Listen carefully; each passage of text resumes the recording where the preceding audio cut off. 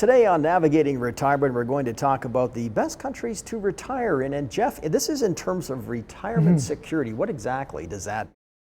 Well, retirement security talks to a country, let's call it a country or a government's preparedness and for people who are retiring, what structure they're walking into. In Canada, for example, where we have relative income equality across the board, and we have a good healthcare system. And so if I retire, what am I walking into in terms of a country versus one that doesn't have that? So it really talks about how prepared a country is as people retire into the system, and what system's there for them. We'll talk about Canada in a minute, but David, first of all, Norway is number one.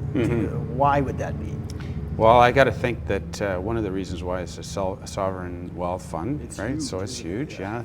But at the same time, they also have higher taxes, and so that allows them to pay for better health care and potentially save more, right, for retirement. So then, stepping into Canada, ranking number 10 relative to that, they've got a number of criteria, like it was Natixis Global Asset Management that does a global survey, and they come up with the criteria to rank these countries.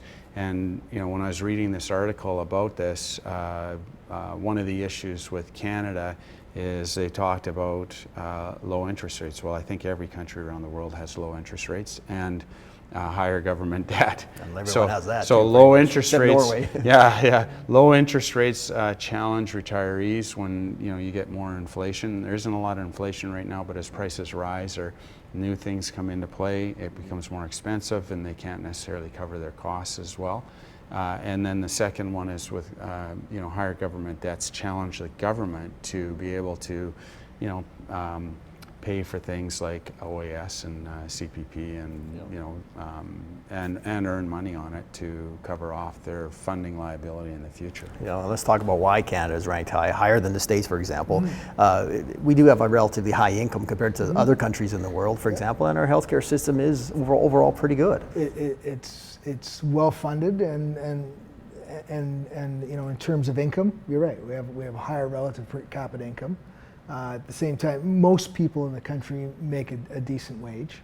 The flip side of that, and maybe a negative to it, is, as Dave alluded to, is you've got high government debt. So how long can this be funded? And at the same time, you got very low interest rates. So as people move into retirement, they tend to get a little more conservative with their investment portfolios. Yet, in order to own a fairly conservative investment portfolio, you can't necessarily earn a rate of return high enough to keep up with things. You think about we never mentioned this, but housing prices, right? That's got to factor in this, right? So you've got taxes. But taxes. You think about trying to retire in Vancouver, it's pretty well out of reach for people unless you're very grown up wealthy, there, right? And same with Toronto, and so I think that's got to be one of the considerations that you look at. I think crime rates is another one that you've got to look at. That's got to be factored in. I think Norway's got a pretty safe place. And it's a small country too, so it's probably easy to manage a lot of things, right? Yeah. Let's talk about some of the trends that the article is highlighting. I guess first of all, the access is the first thing. Yeah, so there's 4 trends that are happening globally. So first one is there's a shift in responsibility from government to individuals to save. So that and corporations too, right? So you've seen that in Canada with a shift from moving from a defined benefit pension plan to more defined contribution or a group RSP savings plans. Second one is providing incentives to save for retirement. So sometimes that can be pretty challenging with people because you've got bills today, and if you've got an expensive lifestyle today, it's very difficult. Third is engaging participation in retirement plans. So, I don't know, about you, but there must have been a pivotal point in your life when you said, oh, I got to start getting myself on track, as opposed to I can just put this off, right? Yeah. And then the last part is that policymakers got to consider the aging population, highly fluctuating markets today. Macroeconomic changes like monetary policy that's really changed the whole environment out there. So I think that coupled with healthcare policies, these are all things that they need to factor into their whole equation when they're trying to figure out what they're going to do with it. And do they look at demographics, for example, Jeff? I mean, Canada is an aging population, like a lot of other countries. Right. It's going to be harder and harder to pay for all these things when the retirees aren't working anymore. We're going to need laborers, for example, to fill those jobs and to pay for their retirement. Well, exactly, and not only that, you also have an aging population that's living longer. So now we've been discussing earlier some changes that were in Canada Pension, which were designed to not change anything today, but to make sure that it's funded in the future down the road.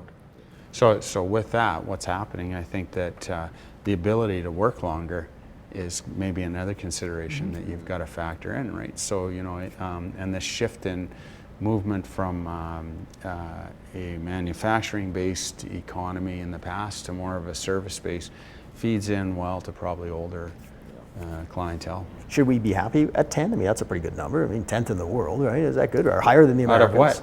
what? Yeah, I think we're higher than the So- Americans, but there's a lot of countries in the world. Should we be satisfied with that? Could we do better? I think you need to look at the governments of the countries and the circumstances. Like what is it? There's Norway in the first 5. Norway, Switzerland. New Zealand, Sweden. These are smaller countries,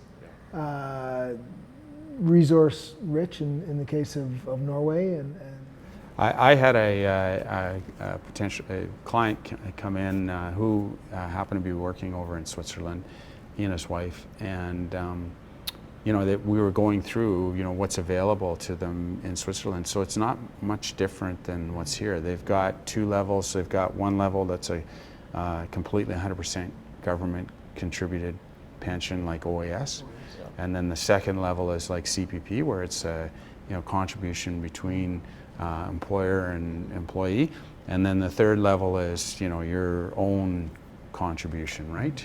Like an RSP. So it didn't appear to me to be that much different. So there's other criteria that are being taken into account. But I think number 10, they've got somewhere around 50 countries that they've.